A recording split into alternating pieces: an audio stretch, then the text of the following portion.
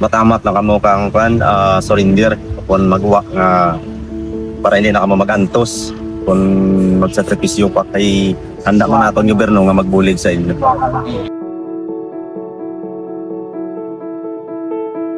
Sa madugay nga panahon, ang kabukiran naging saksi sang kabudlay kag pag-antos.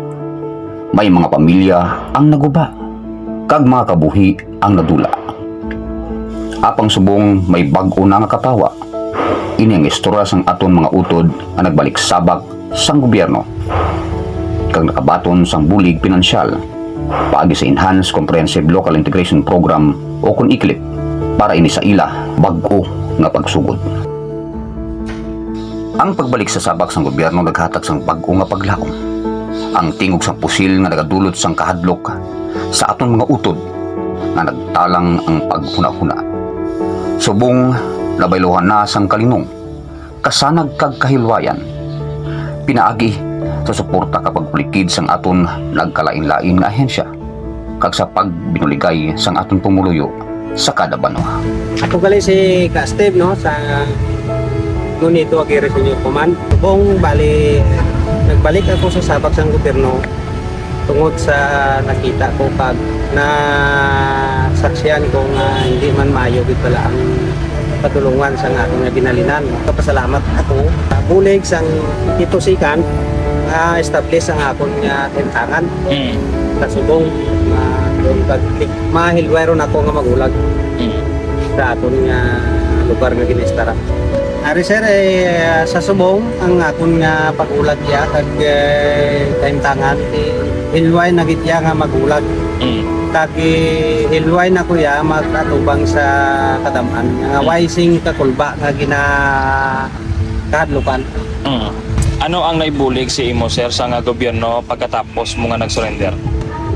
Sa pag-ubay sang ititusikan, bali nakasulod ako sa ICLIP nga programa sang atong gobyerno, tapo madamo pa sang cash assistance nga nagaabot kag na priority ang rebel pareho sa amon.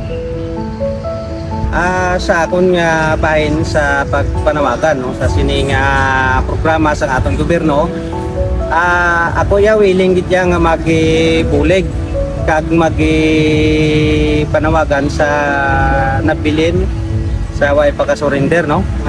Dapat hindi ron kita magpakigpato pa kay di siyempre isa lang ang aton nga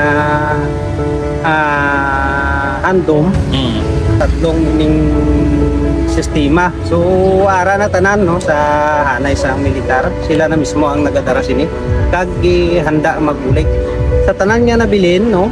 Ginapanawagan ko hindi na kamo magpalawig pa kay ini handa gid ang aton army sa pagbulig sa inyo.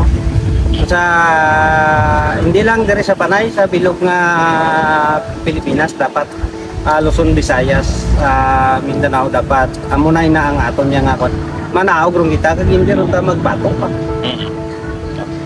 Ang ila pagbalik hindi lang isa ka desisyon, kundi isa ka pagpangayo sang kapatawaran kag isa ka paglakat padulong sa masanag nga kabuhi. Ako pala si Brian Labrador, dating miyembro sang katapos sang People's Army. At armado pa ako waigit sang mas damlag nga nakuha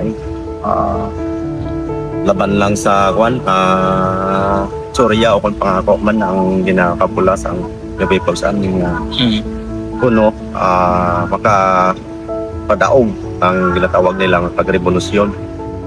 Sa tulad arin ako sa sulhay nga pagpangabuhi upod sa pagbulig sa aton Armed Forces of the Philippines upod sa aton nga gobyerno. Kag sa tulad sa liwat nga nakakuha na gid man kami sa amon nga gatawag nga ICLIP upod bulig sa aton nga gobyerno.